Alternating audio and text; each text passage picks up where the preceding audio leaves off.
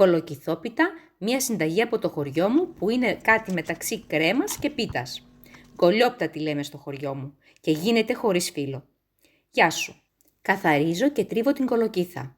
Προσθέτω ένα φλιτζάνι του τσαγιού ζάχαρη, μπορείς να βάλεις και 1,5 αναλόγως τα γούστα σου, ένα κουταλάκι του γλυκού κανέλα και ηλάνης, ένα φλιτζάνι του τσαγιού γάλα, μισό φλιτζάνι του τσαγιού λάδι, ηλιέλαιο ή ελαιόλαδο, ένα κουταλάκι του γλυκού βανίλια ή σποράκια βανίλιας ή βανιλίνη. Τέλος, ρίχνω και τα 5 αυγά αφού τα έχω ανακατέψει ελαφρά.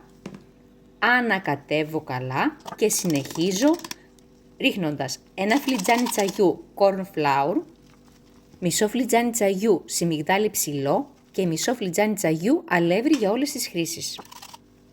Ανακατεύω, στον πάτο του ταψιού βάζω λάδι, λίγη ζάχαρη και μία κουταλιά της σούπας σιμιγδάλι και αδειάζω το μείγμα.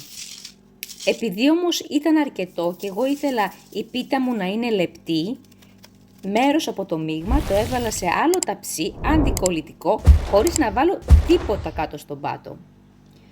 Από επάνω κοσκινίζω corn flour όπως βλέπεις στο βίντεο, κανέλα και λίγο αλεύρι. Τέλος, ζάχαρη και λάδι.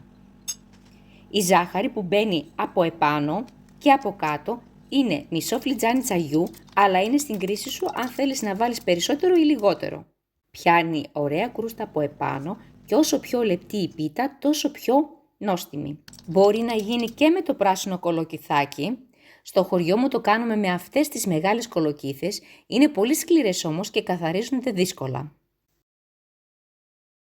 Την ψήνω στον αέρα στους 160 βαθμούς Κελσίου σε προθερμασμένο φούρνο για 50 λεπτά περίπου.